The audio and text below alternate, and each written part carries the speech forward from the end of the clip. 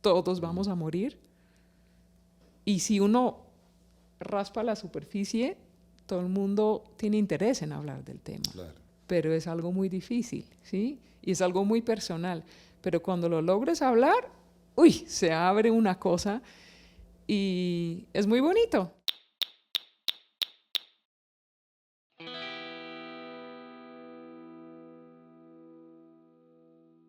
Hola, estamos desde Ático. Yo soy Roberto Cuervo, profesor del Departamento de Diseño. Estamos aquí para conversar sobre investigación, averiguar un poco con nuestros invitados en qué están, qué cosas interesantes están haciendo. Y hoy tenemos a la profesora Esther de Vries, del Departamento de Epidemiología Clínica, ¿sí? Y bioestadística. Y bioestadística. Sí. Y tengo entendido que eres la directora del doctorado en epidemiología clínica, ¿sí? Sí, señor. Entonces, pues bienvenida Esther, aquí desde Ático. Entonces, pues podemos empezar. Contame, ¿por qué llegas a Colombia? Porque vos sos de Países Bajos, ¿cierto? ¿Cómo es ese tránsito y por qué terminas en la Javeriana? Bueno, quisiéramos saber cómo fue toda esa La ruta. Respuesta corta es por cosas de la vida, por el amor. Me casé con un colombiano, que esa es la versión corta. Yo estaba trabajando en la Universidad de Erasmus, en Rotterdam, donde pues allá haciendo un doctorado es un trabajo laboral. O sea, entonces yo estaba haciendo mi doctorado allá. O sea, ¿qué es el laboral? Es que te pagan. Sí, por tienes estudiar. un contrato laboral, sí, y hasta te pagan pensión. Oh, qué maravilla. Pues, situación muy afortunada y algún día ojalá lo podemos soñar aquí, pero yo estuve ahí y había muchos estudiantes internacionales, yo obviamente en área de ciencias de salud, pero también habían estudiantes de otras partes y entre ellos estaba mi futuro ahora esposo, que es colombiano y muchos años después de conocernos, nos mudamos a Colombia. Entonces, y ahí pues buscando nuevos caminos y así es como llegué a la Javeriana finalmente, sí. ¿Y vos de pregrado qué profesión tenés? Yo soy bióloga. Ok, bióloga. ¿Y cómo pasó ahí de la biología a la epidemiología? ¿Cómo es eso? Sí, eso yo fui a estudiar biología porque pensé cuando estaba en colegio, medicina, no sé, yo pensé, si hago un error con un paciente, creo que yo soy de los que no me autoperdono en ese sentido. Y pues, somos humanos, todos hacemos errores, pero errores a mí me van a pegar muy duro, entonces mejor no. Entonces, en esta época se estaba abriendo dentro de biología la parte biomédica, lo que ahora se llaman ciencias biomédicas, pero en este momento yo entré en biología y hice mucho de lo que ahora sería ciencias biomédicas. Entonces, me metí en esto, mucho laboratorio, mucha investigación de laboratorio, que me gustó, pero dije, pero no para toda la vida en laboratorio. Quiero usar los resultados de la investigación y pues por cosas de financiación de estudiante, etcétera, me sobró un año de financiación de poder estudiar y pues si ahora me gradúo, pierdo esta beca. ¿Qué puedo hacer? Y llegué a epidemiología, que se dictó en otra universidad allá, pero por planes de intercambio. Estudié el año biología y me terminó gustando. Y ahí seguí la ruta ahí. Entonces, sí, esto fue las cosas que creo que en esta serie de entrevistas ya se han tenido muchos que uno encuentra algo y la vida te lleva por la ruta rutas diversas. Sí. Sí. Y cuando haces el doctorado, ¿por dónde estabas dirigida? ¿Cuál es el tema de tu tesis doctoral? Mi tesis iba a ser, porque como es contrato laboral, estás dentro de un proyecto ya predefinido, iba a ser sobre, esto fue hace más de 20 años, si el uso de bronceadores, de estas lámparas de ultravioleta para broncearse, causó melanoma, que es un tipo de cáncer de piel, o no, porque había muchas indicaciones y por lógica sí, pero nunca se pudo demostrar bien. Entonces había un proyecto entre 6 países europeos y yo iba a hacer la parte de Holanda, pero el proyecto tuvo muchas dificultades y terminé haciendo parte de ese proyecto y parte más describir qué está pasando con melanoma en términos de carga de enfermedad, supervivencia, etcétera, en diferentes partes de Europa sobre el tiempo. Esther, entonces nos quedamos con la duda si tiene incidencia esas cámaras de bronceo o no. No sabemos o pues se llegó con a base algo. en mi proyecto no se pudo saber, pero en muchas cosas que se hicieron después sí. Sí. Sí, claro, esas rayos ultravioletas causan daños genéticos que al final te llevan en toda una cadena a una más alta probabilidad de tener. Ok, aumenta las probabilidades. Ok, vale, sí, bueno saberlo. Entonces tu tesis luego gira... Además de escribir qué pasa en las poblaciones, y ahí llegué a todo el mundo de registros de cáncer, que al final cuando llegué a Colombia también empecé, antes de que llegué a la Javeriana, también en el Instituto Nacional de Cancerología. Llegas ahí primero cuando vienes a Colombia. A trabajar con tu esposo. Con los registros de cáncer del país. No.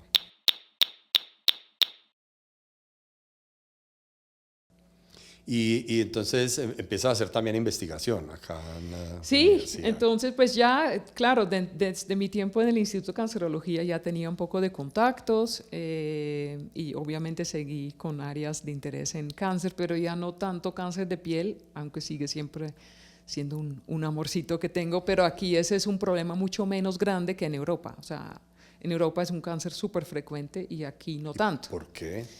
¿Qué factores afectan? Mira, mi piel blanco. El color. El color de piel, la cantidad de pigmentación. O sea, la mayoría de los colombianos tienen un poquito más de pigmento y esto, melanina tal cual, melanina. Y esto protege un poco contra el efecto del sol y además...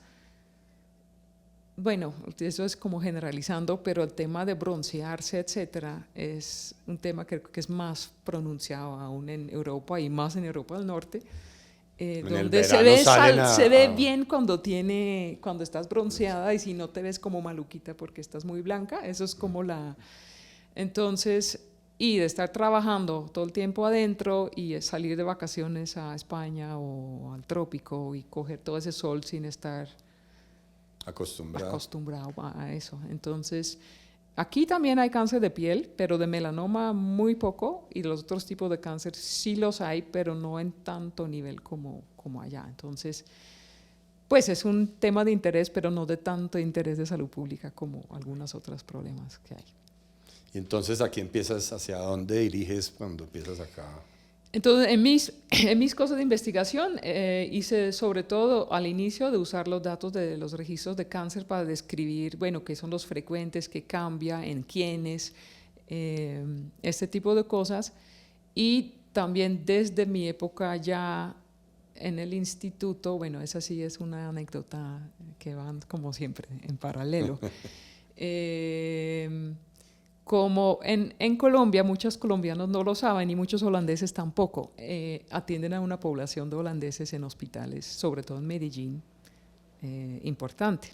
¿Por qué? Porque hay unas islas en el Caribe que son parte del reino de Países Bajos y son islas muy pequeñas.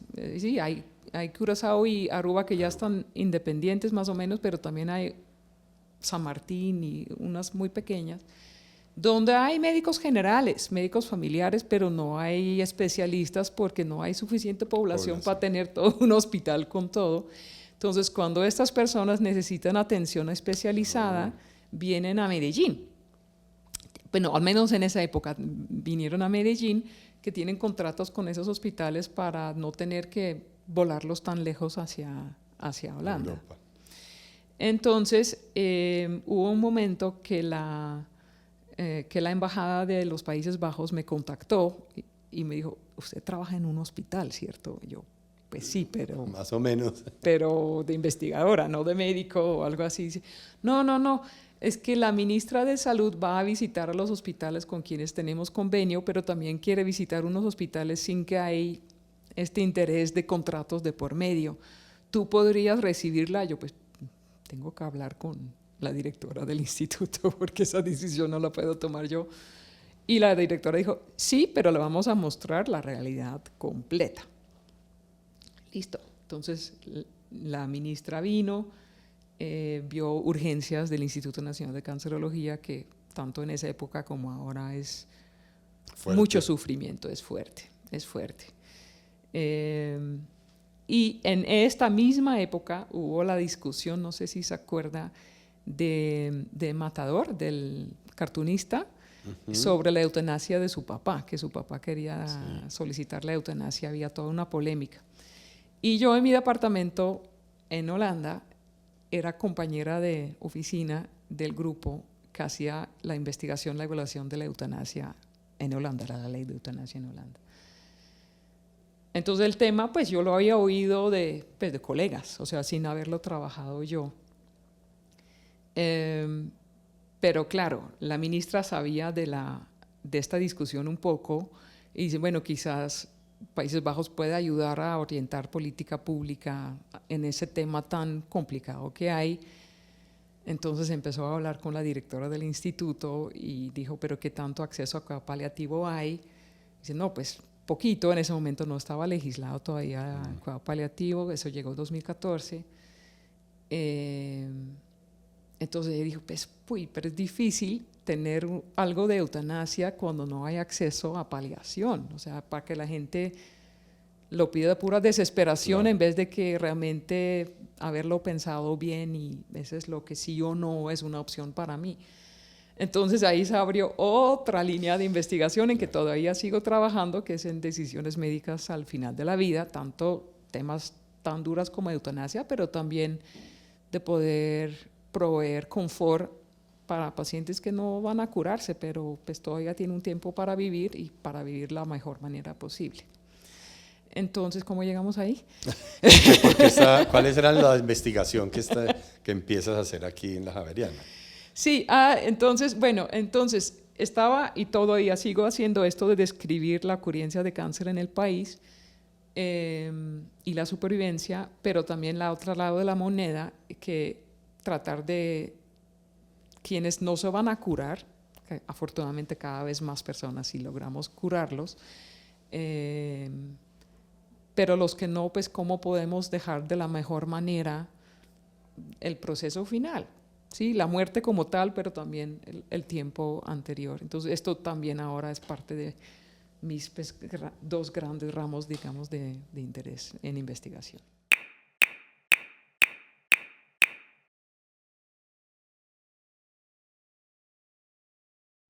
¿Y cómo has encontrado la discusión sobre esos temas en una universidad como, pues, sobre todo por ser una universidad jesuita? ¿Has tenido algunos diálogos allí, por ejemplo, con sí, teología o no sé? Llegué con el tema ya acá y cuando yo ya tenía un proyecto de investigación más o menos escrito cuando me vine a la Javeriana y lo proyectamos a MinCiencias. Colciencias en este momento todavía. Y yo dije, pues, ¿será que lo puedo investigar o no? Porque eso era literalmente cosas de eutanasia. Entonces yo lo consulté y la universidad dijo, todo puedes investigar, pero no vas a recomendar nada. Investiga. O sea, ¿qué ocurre? ¿Bajo cuáles circunstancias? Y esto es perfectamente bien, nosotros tenemos nuestra identidad católica jesuita, nosotros tenemos nuestra opinión ahí, pero es importante que se investiga qué está pasando y cómo lo ve la gente y nosotros no vamos a imponer. O sea, lo vi de verdad muy abierto, muy pues a la jesuita que después aprendí que hacen los jesuitas porque no sabía, pero muy de discernir, digamos, de aprender, de curiosidad, de tratar de observar qué pasa y de ahí, entonces no tuve ninguna dificultad en este aspecto, siempre si uno sale del respeto, que creo que pues, es algo que igual siempre hay que hacer.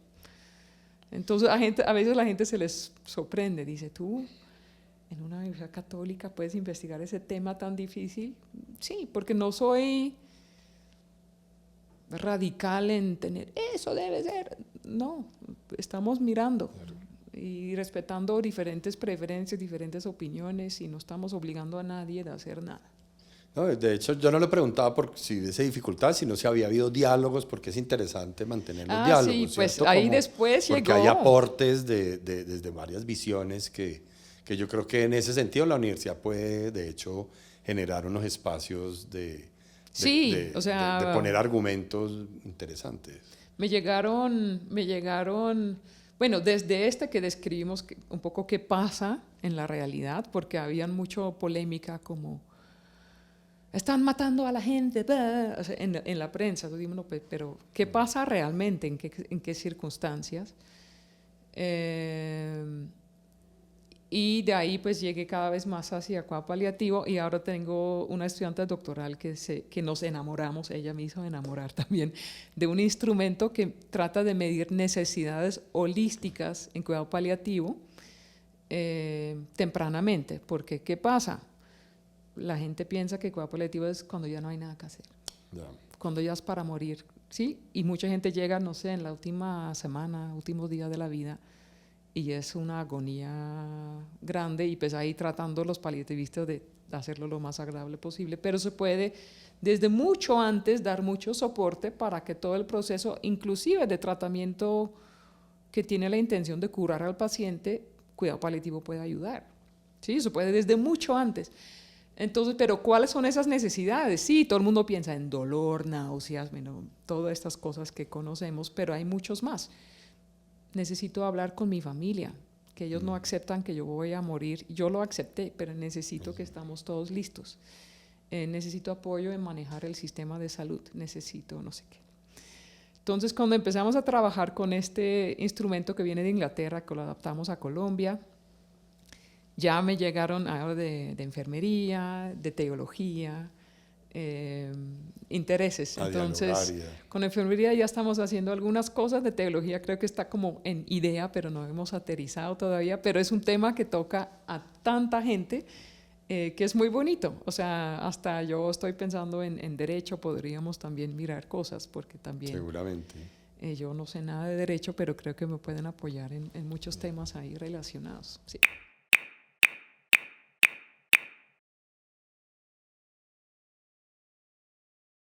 Yo creo que de eso se trata también de una universidad, de tener pues, la posibilidad de observar la realidad, de ver qué es lo que está pasando, interpretar algunas veces y también actuar y proponer cosas. Y eso es un tema que es una realidad. Entonces, pues creo que ahí el trabajo seguramente que haces es fundamental para que el tema se discuta, porque es un tema polémico de todas formas, ¿sí?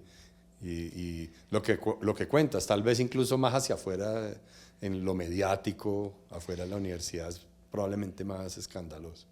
Sí, aunque pues estamos ahorita más en lo de necesidades y eso sí está más tranquilito. Claro, pero y después de este primer estudio ya pasó tanto que ahorita pues todos los ajustes en la ley y los casos más complicados de personas con enfermedad mental, etcétera, pues esto sí ya es más hacia ética y derecho. Y formulación de políticas que pues ya me queda un poquito, me parece muy interesante, lo sigo, pero no me estoy metiendo tanto en la investigación, sí.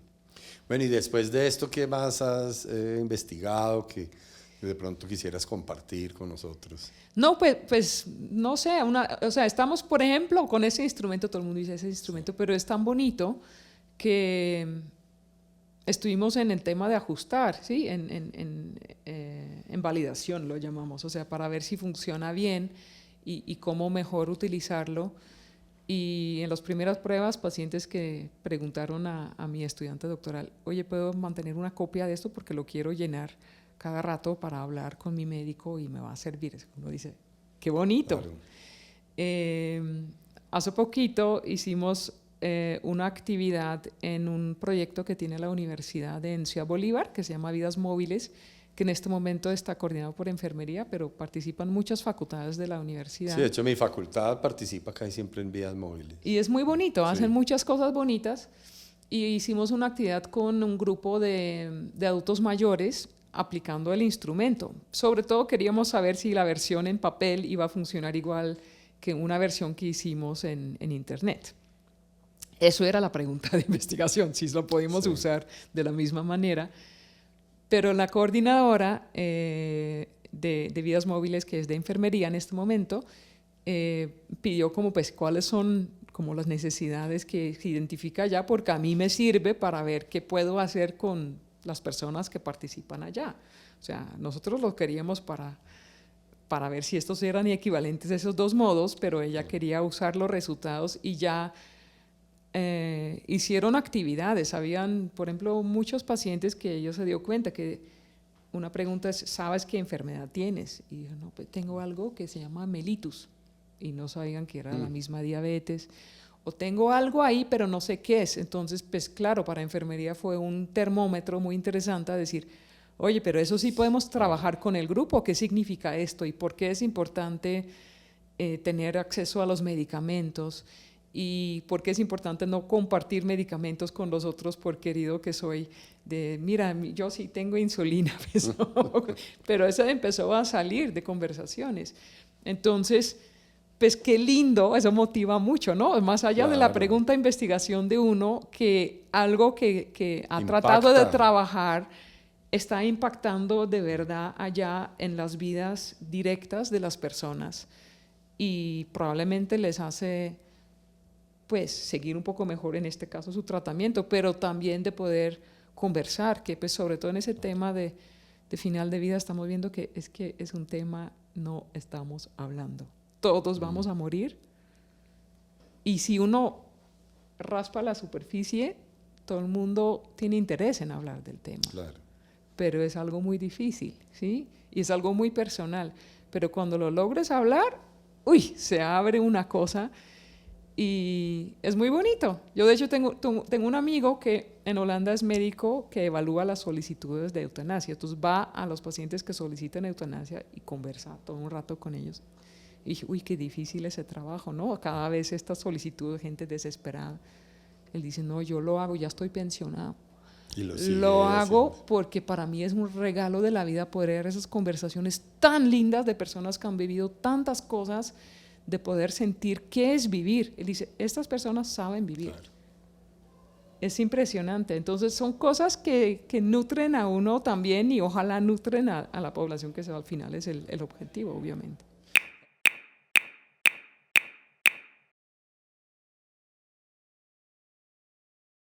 Esther, ven, y me llama la atención cuando menciona eso de conversar sobre la muerte y que además, según menciona, es como algo liberador. ¿Cómo sería eso? ¿Cómo lo planteas? Sí. Pues yo no soy psicóloga, sí. pero lo que estamos notando mucho es que la gente dice, tengo dificultades con esto y hicimos con el proyecto de MinCiencias, por ejemplo, una cartilla que lo dejamos inspirar por parte de otra, y no lo hemos validado ni nada, pero hay personas que lo usaron, en una cartilla que simplemente tiene unas cosas muy puntuales.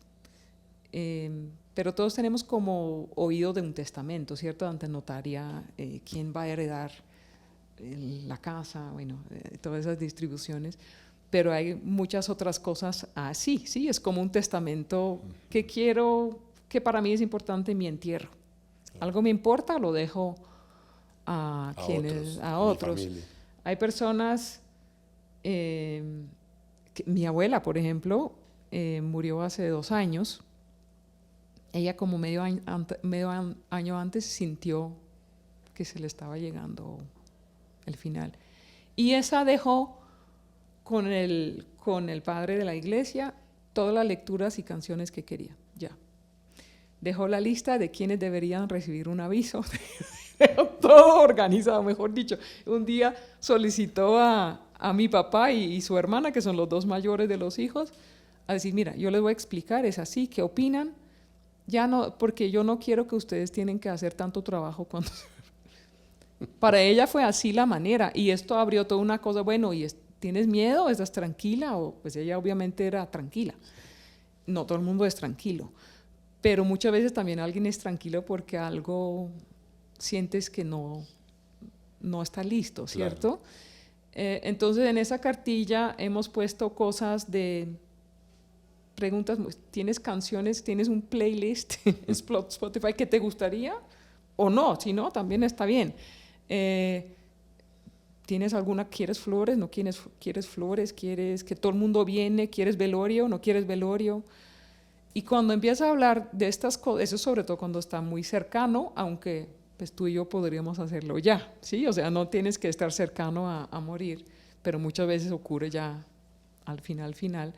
Pero eso abre que uno empieza a ir más allá. Claro. ¿Sí? Con unas preguntas o de haber visto una película impactante que tiene relación con enfermedad, con la muerte y decir, bueno, pues ¿cómo lo ves tú? Como, uy, a mí me da mucho miedo tal cosa. Y ahí el otro empieza a hablar. Obviamente hay que tener un momento de calma y de escucha, y eso no siempre lo tenemos en ese corre-corre que estamos viviendo, pero en general hay personas que No tocan, no abren la y puerta. tampoco puedes obligar, pero hay muchas personas que necesitan que abres la puerta para que algo que a lo mejor han querido conversar o se preocupa y ahí sale. Claro. Y ahí se siente un alivio después de poderlo compartir y de saber, bueno, eso me preocupa y a lo mejor hay una solución, a lo mejor no, pero de solamente haberlo compartido ya ayuda. Claro. Ahora, eso no es mi área de investigación, pero sí es como muy directamente tiene relación con con esa cartilla yo he recibido algunas personas que me dijeron, oye, gracias. Esos son de los resultados de investigación, que no son resultados de investigación. No los mide mi ciencia. Más bonitos que, dice, gracias a esa cartilla, en los últimos 3 meses de la vida de mi hermana pudimos hacer cosas que quería hacer y nunca había dicho. Todavía sí. Casi se me salen las lágrimas, ¿sí? Claro. Qué lindo. Entonces, de saber qué quiere alguien o qué quieres tú y de tratar de poder acomodarlo de la mejor manera posible es muy gratificante y es muy importante para poder irse tranquilamente. Y poder irse tranquilamente deja también mucho mejor a la familia. Triste, por supuesto, porque alguien cercano murió, pero si se fue bien o si se fue mal, hace mucha diferencia. Sí.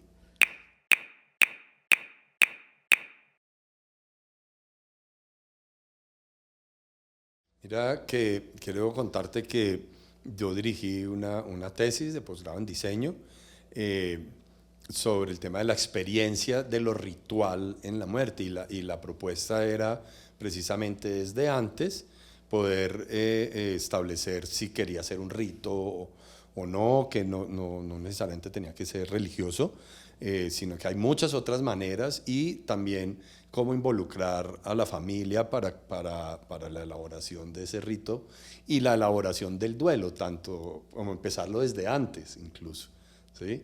Y creo que también fue muy sanador pues ese trabajo de la estudiante porque además lo pudo hacer comprobaciones. Qué bonito. Sí, bueno, sí. Mira, nos toca... Y era desde el diseño, ¿sí? Era nos el diseño toca de combinarnos. Sí. No, muy bonito. Y es algo que en ese sentido, en mi país de origen, ha evolucionado ya mucho en los últimos años. Aquí está apenas llegando, pero es como muy uniforme casi todo. Y también es muy rápido, porque aquí alguien fallece y al día siguiente es el entierro. Para mí es impactante tan rápido. Sí. Allá son 5 días, una semana. Y para mí, pero yo entiendo que para todo el mundo es diferente, ese tiempo a mí me deja como hacerse a la idea que la persona se fue, organizar un rito de alguna manera personal, no sé, alguien que necesita tiempito para buscar las palabras que quiere decir o la música o las velas que quiere prender, bueno, lo que sea la actividad que hay ahí y que uno se hace a la idea, bueno, eso ya es el cuerpo que se va, la persona, ¿sí? Entonces son diferencias interesantes que bueno, pues creo que si uno es investigador siempre está comparando cosas. Esta no lo hago desde la investigación como tal, pero sí de haber vivido algunas experiencias de despedidas bonitas y otras no tan bonitas, y uno dice, oye, ojalá todo el mundo podría tenerlo de manera bonita, tanto como persona que fallece como los que quedan. Tal vez hasta aún más para los que quedan. Entonces, pues allá en Holanda ya se puede hacer de todo, se puede sin ataúd en una cesta enrollado como en tela, por ejemplo, que la gente dice, Yo no quiero que se cortan árboles para mi ataúd, Ok. no quiero laca, no quiero químicos. Hay cementerios naturales donde puedes reservar antes un espacio y donde no hay piedras ni nada, sino y la gente no puede ni hasta dejar flores porque eso tiene químicos, pero es en un parque natural donde tu cuerpo se vuelve la naturaleza otra vez. Hay de todo y no todo el mundo quiere eso, por supuesto que no, una minoría quiere esto, pero uno sabe que existen todas esas opciones y la gente Claro. cada vez más lo está personalizando y eso lo hace muy bonito porque a veces hay fiestas. Sí, claro. Hay cosas súper tristes, todo el mundo de negro, hay cosas, hay de todo. Y esto, en principio aquí, ¿por qué no? Se podría, pero estamos tan acostumbrados a que es así. Y si uno empieza a hablar, mucha gente dice, no, pues yo quisiera, de verdad, si yo podría escoger, quisiera esto diferente. Si se le abre la posibilidad, claro que habría Y nunca lo algunas hablamos, personas porque uno asuma que podrían. esa es la manera que se hace y es la manera que se hace. Entonces quizás con diseño hacemos algo ahí, Roberto. Claro, sí, fantástico, fantástico.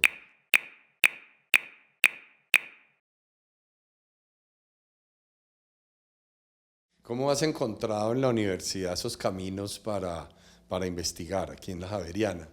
¿Se te ha facilitado? ¿Has tenido dificultades o algunos tropiezos o algo así? No, pues como cualquier lugar toma tiempito para entender cómo funcionan las rutas y ahorita se está cada vez más organizando la parte documental, digamos, la parte administrativa, que creo que todos los que hacemos investigación estamos como, ay, toca hacer todo el trabajo de gestión, pero a la vez es muy importante porque también se nota donde no hubo el proceso debido, a veces ocurren cosas, sobre todo investigación con humanos, me imagino que ahí desconozco de otras áreas que pasa ahí, pero pueden pasar cosas peligrosas o dañinas. Entonces, es importante estar responsable en esto y uno en su entusiasmo a veces se siente frenado por estos procesos. Pero creo que estamos cada vez con más claridad y cada vez aprendiendo como comunidad cómo hacerlo. Algo que creo que es en las universidades que he estado común entre todos. Es como lo que acabamos de tener, ¿sí? Tú dices, oye, yo tengo un estudiante que hizo esto y yo hice algo muy parecido con esa cartilla. Sí, muy parecido. ¿Por qué no? Porque no nos hemos encontrado antes. O sea, hay tantas cosas compartidas entre tantas diferentes facultades o hasta dentro de una misma facultad grande que uno no tampoco sabe ¿Qué hacen el uno todos? que hace el otro. Entonces, de poder de verdad como esa sinergia de hacer cosas.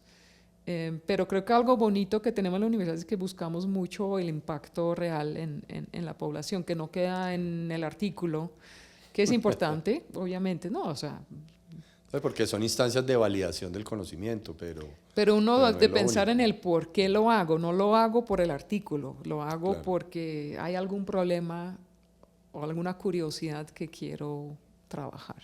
Sí.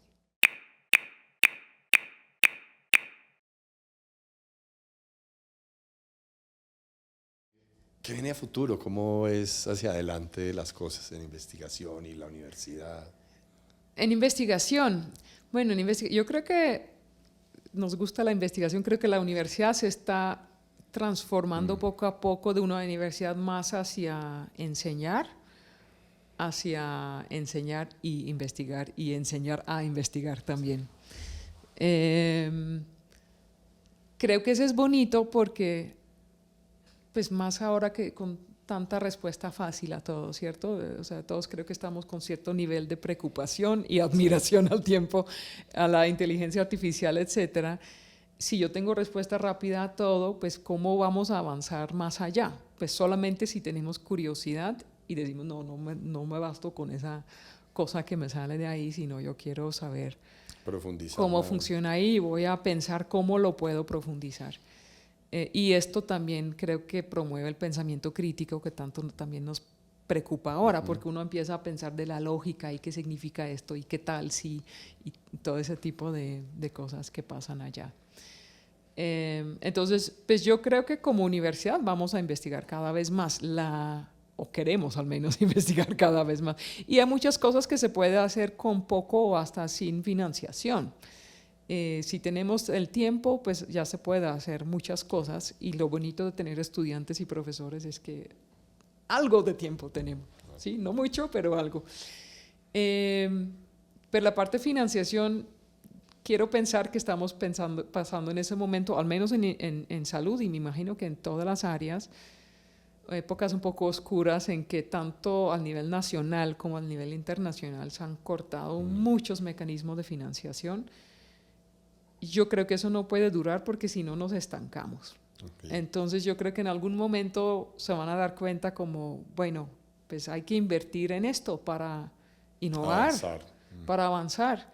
Y esto no viene solo, requiere una inversión, sea a universidades, sea a empresas que hacen investigación, no sé, pero creo que esto en algún momento tiene que volver. O sea, uno puede, como cuando uno tiene unos aparatos, uno lo puede con mantenimiento mantener un rato, pero en cierto momento ya hay que hacer algo más grande. Y creo que esto va a pasar con la investigación también. Cuando viene, no sé, pero hay que, mientras tanto, dejarse inspirar y hacer lo que de verdad te motiva por diferentes razones, pero creo que la más importante es la curiosidad. Y ahí vamos, quizás pasos pequeños, quizás a veces pasos grandes, pero ahí vamos poco a poco, haciendo el mundo un poco más. Claro. ¿Y vas a seguir en la línea de investigación o tienes pensado algún giro? No, yo creo que sigo en áreas relacionadas con cáncer, con calidad de vida, con calidad de muerte.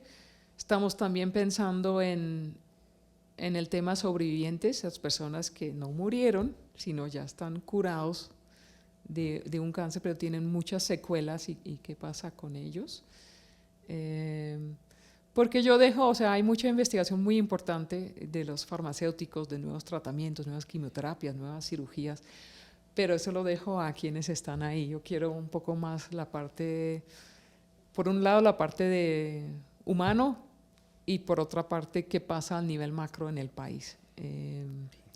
Y la atención como tal lo dejo a los médicos, que como claro, ya dije que no soy médica. Sí.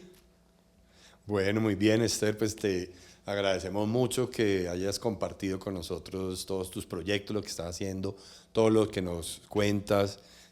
Muchas gracias por esa generosidad y pues además esas historias tan interesantes y tan bonitas que surgieron de esta conversación. Entonces, los invitamos a que sigan con nosotros en esta segunda temporada de Desde Ático. Los invitamos también a que visiten pues nuestras redes sociales en